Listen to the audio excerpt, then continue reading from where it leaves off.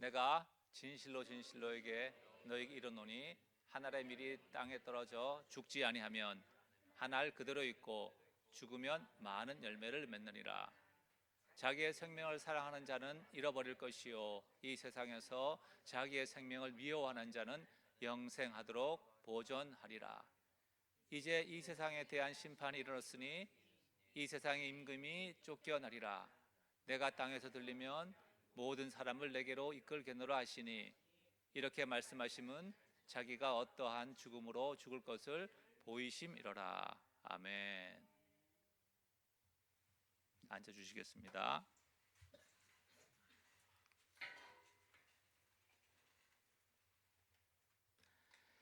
온 세상을 향한 십자가, 그 아름다운 신비함. 십자가가 아름답습니까? 무섭습니까? 십자가에서 나타난, 저는 아름답다고 말한 이유가 거기 나타난 예수님의 온전한 신뢰, 하나님과 예수님과의 온전한 신뢰, 그리고 우리를 향한 사랑, 그 희생이 아름답다고 생각을 합니다. 사실 그것이 저의 생각을 바꾸고 저를 사로잡았습니다.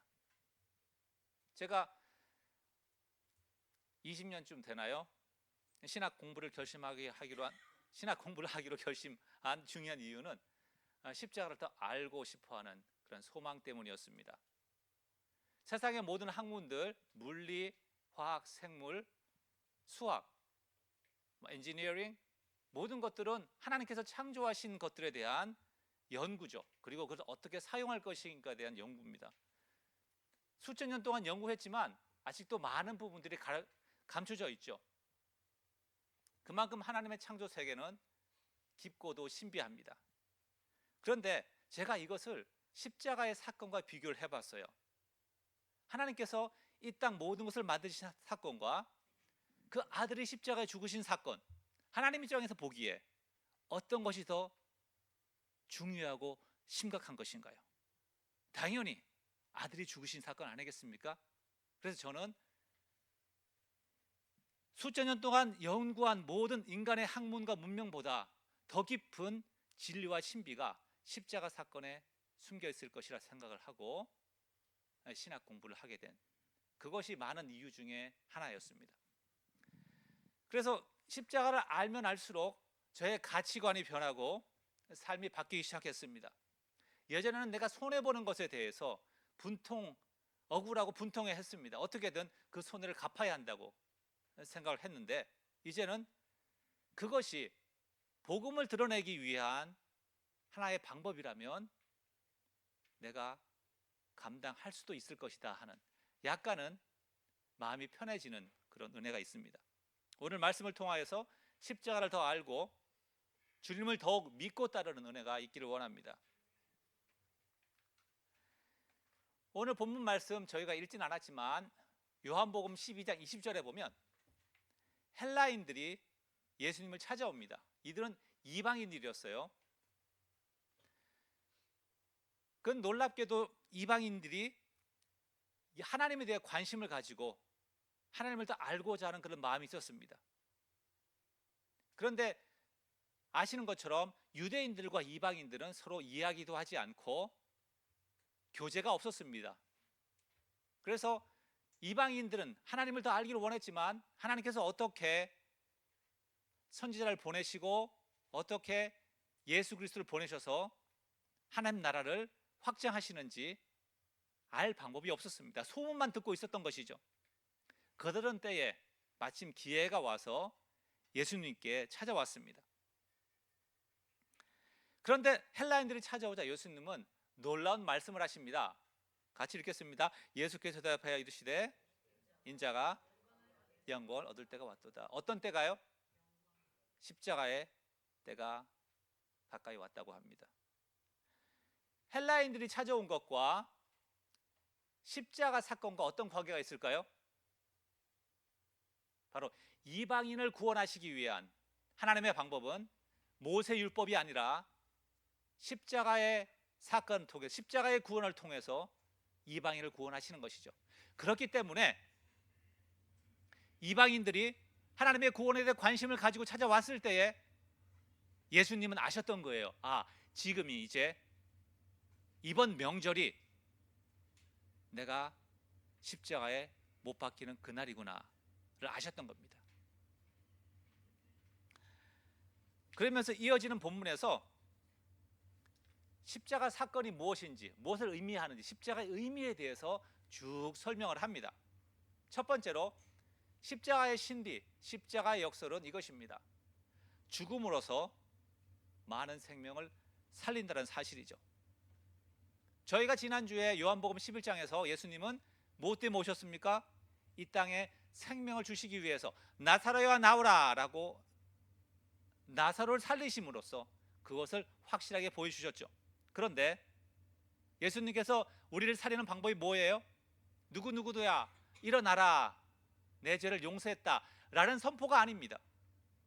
십자가 사건을 통하여서 십자가의 죽으심으로써 우리에게 그 생명을 주셨다는 것이죠. 그러면서 24절 말씀, 내가 진실로 진실로, 이 말은 우리가 pay attention 해서 들어야 된다는 얘기예요. 너에게 이르노니 한 알의 밀이 땅에 떨어져 죽지 않으면 한 알 그대로 있고 죽으면 많은 열매를 맺느니라. 동의하십니까? 영적인 이야기를 빼고 자연의 진리를 말하자면 맞는 얘기죠. 한 알의 밀이 땅에 떨어져서 싹이 나고 열매를 맺어야지 사실은 30배, 60배, 100배 열매를 맺는 것이지, 물도 안 주고 그냥 놔두면 그 열매가 그대로 있죠. 이건 자연의 진리입니다. 그런데 예수님은 이것을 통하여서 십자가의 신비를 설명하시죠. 이것이 십자가의 죽음을 통하여서 많은 사람들에게 생명을 주시는 것, 이것이 주님의 사명이고 하나님의 원하시는 길이라는 것을 말씀하시는 것이죠. 그러면서 25절에 이렇게 말씀하십니다. 자기의 생명을 사랑하는 자는 잃어버릴 것이요, 이 세상에서 자기의 생명을 미워하는 자는 영생하도록 보전하리라. 자, 24절은 이해를 했어요. 25절에 가니까 조금 도전이 됩니다. 25절 앞부분은 어떤 말이에요? 너희가 살아가면서 너희의 생명을 보존하기 위해서, 이 땅에서 행복을 위해서 너의 모든 시간과 돈을 투자를 하면 결국 남는 것은 아무것도 없다는 거죠. 열심히 살아왔는데 어느 날 자신이 요양원에 데드베드라고 그러죠. 요양원의 침대에 누워있는 자신을 발견하게 되는 것이죠. 마치 주식 투자를 열심히 했는데 망할 회사에 열심히 투자를 하는 겁니다. 망하게 돼 있어요. 지금은 잘 나가는 것 같은데 50년, 100년 후에 망한다는 것입니다. 자, 그렇게 이해를 하면 우리가 이해를 하겠어요. 첫 번째. 두 번째 건 뭐예요? 세상에서 자기의 생명을 미워하는 자는 어떻게 영생하도록 보존합니까? 자기 자신을 돌보지 않고 내 자신을, 생명을 미워하면 건강을 유지할 수 있겠습니까? 아니죠. 이해가 쉽지 않습니다. 자, 우리가 성경 말씀을 읽을 때 이해할 수 없는 말씀이 있어요. 제가 비유를 들어 설명하겠습니다. 요즘에 유튜브 보면 마술하는 게 많이 나오는데 이 물건이 공중에 떠 있을 수 있습니까? 없습니까? 근데 마술을 보면 떠 있게 하죠. 어떻게 하죠? 제가 손을 잡았지만 없다고 쳐요. 그러면 무엇인가 줄이 있는 거죠. 끈이 있거나 혹은 자석에 의한 거거나 안 보이는 힘에 의해서 떠 있는 겁니다. 자, 이 말씀을 읽을 때 말이 안 됩니다. 그러면 우리가 뭘 assume 할 수 있죠? 뭘 가정할 수 있을까요? 안 보이는 힘이 있다. 그것이 무엇일까요? 26절, 사람이 나를 섬기려면 나를 따르리라. 나 있는 곳에 나를 섬기는 자도 거기 있으리니 사람이 나를 섬기면, 같이 읽겠습니다. 내 아버지께서 그를 귀히 여기시리라. 안 보이는 손이 뭐예요? 하나님의 손입니다. 우리가 말씀을 읽을 때 이해할 수 없다고 말한 대부분의 부분이 하나님의 존재를 인정하지 않기 때문에, 가정하지 않기 때문에 눈에 보이는 것으로만, 물리와 화학처럼 눈에 보이는 것으로 논리를 판단하기 때문에 이해할 수가 없는 겁니다. 그런데 하나님의 존재를 인정하고 하나님의 역사하심을 믿으면 받아들일 수밖에 없는 것이죠. 우리가 내 목숨보다 주님을 더 사랑하고 주님을 따르면 아버지께서, 생명의 창조주이신 그분께서 우리를 귀하게 여겨주심으로 우리가 영생하는 것입니다. 철로의 역정에 보면 마지막에 죽음의 강을 건너서 천성문에 다다르면 누가 나옵니까? 천사들이 나옵니다. 영접하러 우리를 보냈습니다 라고 하는 것이죠. 자, 이 말씀을 듣고 여러분 부담이 됩니까? 아니면 위안이 됩니까? 부담이 팍팍 되죠. 그런데 왜 부담이 될까요? 내가 잘 믿어야 할 것 같거든요. 내가 잘 따라야 할 것 같거든요. 내가 많은 열매를 맺어야 할 것 같거든요. 그런데 여기에 그런 표현이 있습니까? 26절에 없죠. 사람이 나를 섬기면, 나를 따르면, 아주 간단합니다. 그러면 아버지께서 우리를 존귀하게 여기신다고 하셨습니다. 우리가 성경에 없는 말을 자꾸 붙이는 이유는 뭐예요? 자기의 의, 말씀의 약속보다 내가 무엇인가 더 확실히 함으로써 그것을 시큐어 하겠다는 그러한 인간적 심리가 있는 것입니다. 그러니까 말씀을 붙잡고 말씀을 정확하게 읽는 것 정말로 중요합니다.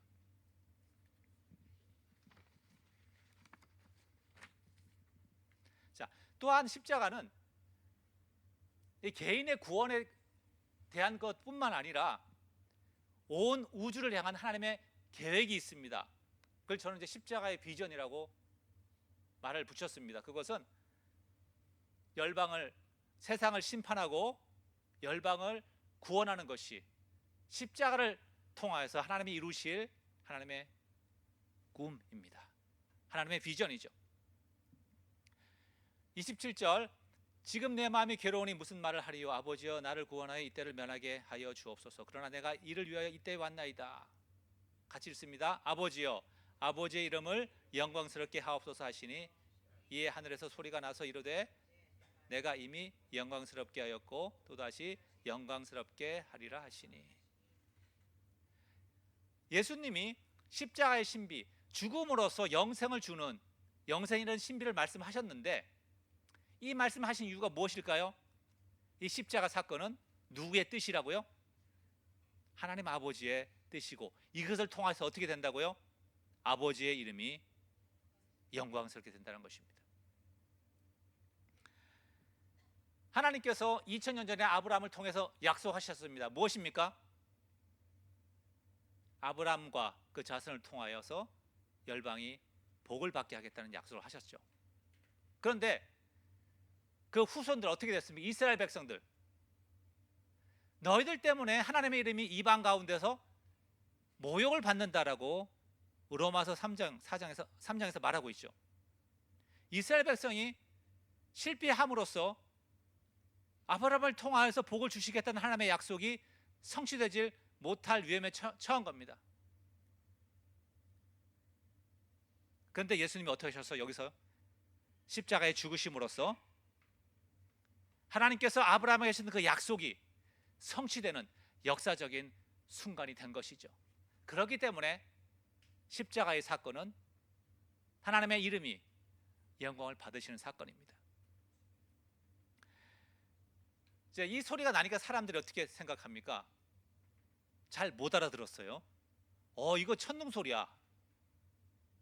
혹은 천사가 말을 했다가 얘기를 합니다. 그러니까 예수님께서 30절에 이 소리가 난 것은 나를 위한 것이 아니요 너희를 위한 것이다 라고 말합니다.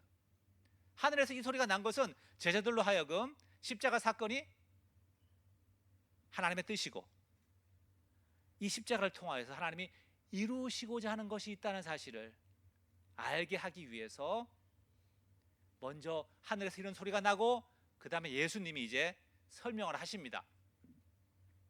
같이 읽습니다. 이제 이 세상에 대한 심판이 이르렀으니 이 세상의 임금이 쫓겨나리라. 십자가 사건을 통하여서 이 세상을 심판한다고 합니다. 여기서 심판은 형벌이 아니라 정죄이고 그들의 잘못을 드러나게 하는 그런 심판이죠. 재판정에서 판사가 이렇게 딱 두드리면서 선고를 하잖아요. 그죠?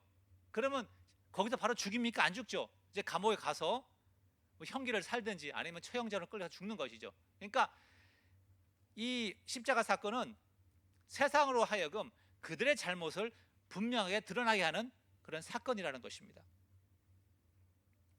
왜 그렇습니까? 십자가를 누가 못 박혀 죽었나요? 누가 선동했습니까? 종교 지도자들. 그들은 어떤 사람들입니까? 우리가 하나님을 잘 안다, 우리만큼 하나님을 섬겨봐 라고 자부했던 자들이었습니다. 그런데 그 사람들이 하나님의 보내신 자, 심지어 하나님의 아들을 못 박아 죽였죠. 그런 엄청난 실수를 저지른 겁니다. 미화해서 실수라고 얘기했습니다. 제가 만약에 거기서 끝났으면 끝까지 우길 수 있죠. 그 사람은 거짓 선지자였어 라고 할 텐데 하나님이 예수를 살리셨거든요. 그 살리심으로 말미암아서 그들의 잘못이 확실하게 드러난 것이죠. 그렇기 때문에 십자가는 그들의 죄악, 그들의 무지와 위선을 드러내는 것입니다. 또한 십자가는 세상의 모든 사람을 심판합니다. 십자가의 복음을 거부하는 자는 나처럼 해봐, 나처럼 선한 사람이 어디 있다고 하면서 죄 용서에 대해서 필요성을 못 느끼는 사람들. 반면에 십자가의 복음을 받아들이는 사람은 자신이 죄인임을 고백하는 사람들은 받아들이죠. 그래서 십자가는 무엇입니까? 세상 모든 사람들의 마음속에 있는 것을 드러나게 하는 것이죠. 겉으로 선해 보이고 착해 보이지만 십자가를 거부한다는 것은 그래도 나는 선하다라고 생각하는 사람인 것입니다. 이렇게 함으로써 우리 마음속에 있는 것을 드러냄으로써 십자가는 세상을, 모든 사람을 심판하는 것이죠. 31절에 세상 임금이 쫓겨난다고 했습니다. 세상 임금은 궁극적으로 사탄을 이야기합니다. 사탄이 어떻게 사람들을 통제합니까? 사탄의 무기가 뭐 두 가지, 많게 있지만 전 두 가지를 말씀드리고 싶어요. 첫 번째 무기는 뭡니까? 사탄의 이름의 뜻은 accuser, 고소하는 자입니다. 사탄의 무기는 정죄입니다. 너 이거 잘못했지? 두 번째 무기는 무엇이에요? 그래서 결과 어떻게 됩니까? 죽이는 겁니다. 그러니까 사탄의 무기는 사망과 정죄인 것이죠. 그것이 어떻게 우리의 삶을 통제하고 우리를 몰아갑니까? 죽지 않기 위해서 발버둥 치는 거예요. 죽지 않기 위해서 어떤 것도 희생하고 죽지 않는 것이 가장 우선순위가 되었죠.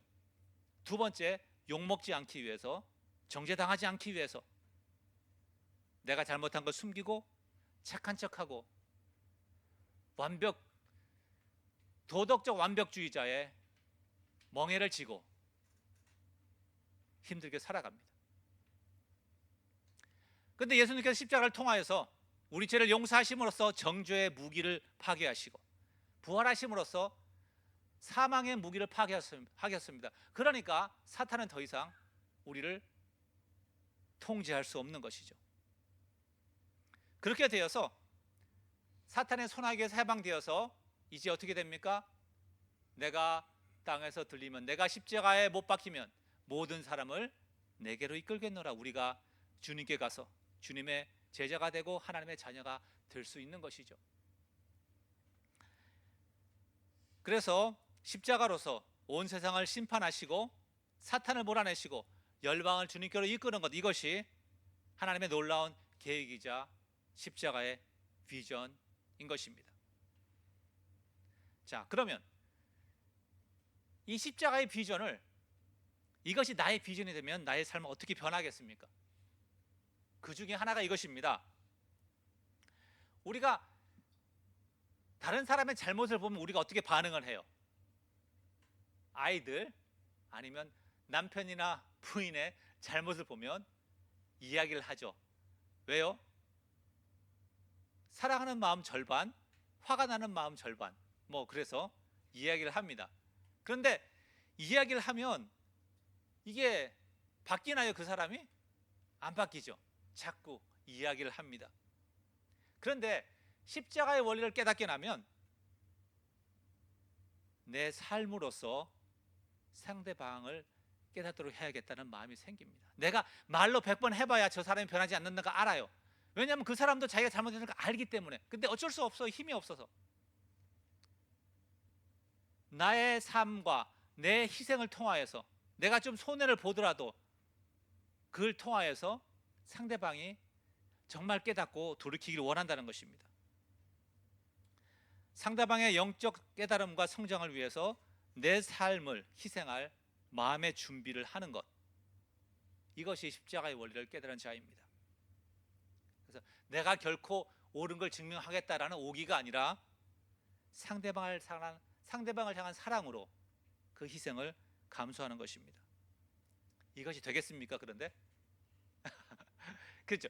될 것 같으면 우리가 진짜 그렇게 살죠. 근데 안 될 것 같으니까 우리가 자꾸 잔소리하고 상대방 윽박지르는 거 아니겠습니까? 이거 될 것 같아요?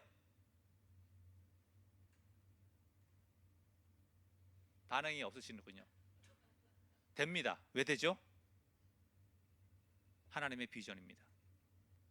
십자가를 통해서 하나님께 이렇게 하시겠다고 하셨기 때문에 된다는 것이죠.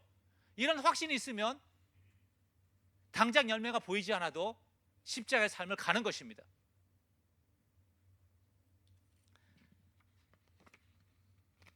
원고를 가져와서 넘기느라고 자꾸 끊기네요. 자, 세 번째로 이 말씀을 통하여서 우리가 십자가의 신비 알기를 원하는 것은 바로 십자가의 때가 있다는 것입니다.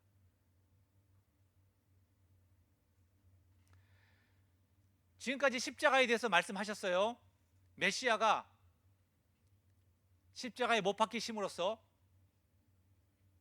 세상을 심판하고 열방이 주님께 돌아올 것이다. 그러니까 사람들이 이야기합니다. 훌륭한 계획입니다. 그런데 우리가 구약 성경에 보니까 메시아 왕국이 영원하다고 했는데 그리스도가 들리면 십자가에 못 박혀 죽으면 어떻게 그것이 성취됩니까? 라는 질문을 하는 거예요. 34절 말씀이 율법에서 그리스도가 영원히 계신다함을 들었거늘 너는 어찌하여, 예수님 보고 너라 그랬네요. 인자가 들려야 하리라 하느냐. 이 인자는 누구냐? 이들의 의심은 당연합니다. 영원한 메시아 왕국과 십자가에 못 박히는 메시아 두 개가 서로 공존할 수 없다고 생각한 것이죠. 그들의 생각이 잘못되었습니까? 각각은 맞죠. 십자가에 못 박히는 메시아, 영원한 메시아 왕국 두 개를 같이 놓고 보면 모순이 발생하는 겁니다. 우리 성경 말씀에 그런 거 얼마나 많아요. 예수님은 둘 다 받아들이라 하는 것이죠. 왜냐하면 그들이 생각하는 메시아 왕국과 하나님께서 이루실 메시아 왕국은 성격이 다른 것입니다. 그리고 또 결정적으로 다른 것이 무엇이 있을까요? 그 시간에 대해서 말씀하시는 것이죠. 그들은 당장 메시아 왕국을 보기를 원했지만 하나님이 원하는 메시아 왕국은 눈에 보이지 않는 것에서 시작해서 주님이 다시 오실 때에 눈에 보이게 드러날 것입니다. 그렇기 때문에 그들이 이해할 수 없었죠. 다시 말해서 하나님께서 우리에게 말씀하시고 보여주신 것은 하나님 계획의 전부가 아닌 거예요. 결단코 우리에게 전부를 보여주지 않았습니다. 패밀리 트립을 갈 때 아이가 어디로 가는지 궁금하기도 하고 언제 맛있는 걸 먹을지 궁금하죠. 그런데 부모가 다 설명을 해줍니까? 안 해주죠. 왜 그럴까요? 이해를 못하고, 두 번째, 설명해주면 걱정부터 하는 거예요. 와, 10시간 어떻게 가?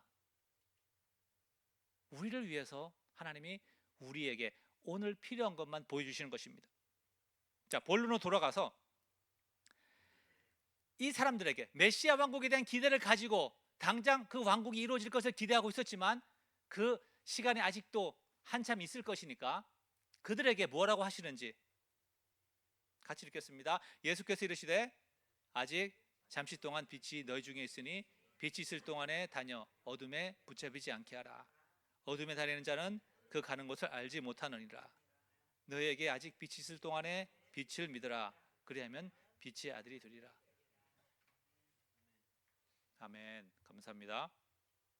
아직 잠시 동안, 아직이라는 표현이 반복되고 있죠. 발견하셨습니까? 아직 빛이 있을 동안에, 그 얘기는 빛이 없을 때가 온다는 것이죠. 빛은 예수님을 가리킨다고 볼 수가 있어요. 예수님에 대한 가르침. 그러면 빛이 없는 동안은 언제입니까? 예수님이 육신으로 계시지 않는 시간을 말할 수가 있죠. 십자가 이전에는 예수님을 만나고 싶고 예수님께 고침을 받고 싶어요. 그럼 어떻게 했어요? 전화했습니까? 예수님이 계신 곳 찾아갔습니다. 가버나움이 예수님이 주로 거하시는 주소였어요.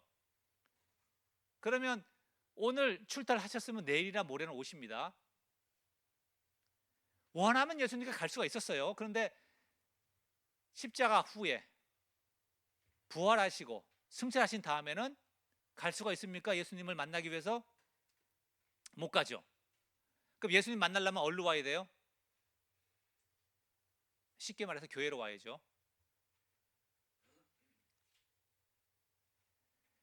예수님께서 말씀하시고 보여주실 때에 예수님을 믿고 따라가야지 그 상황이 바뀌어서 예수님이 승천하고 안 계실 때에 예수님께서 보내신 누굽니까?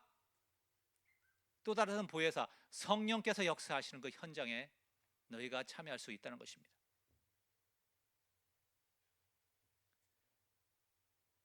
유대인들이 예수님의 이야기를 듣고 예수님을 믿었다고 한다면 믿었죠. 근데 이제 안 믿은 사람들 믿었으면 예수님의 제자들과 함께 기도하면서 성령의 오심을 경험하게 됩니다.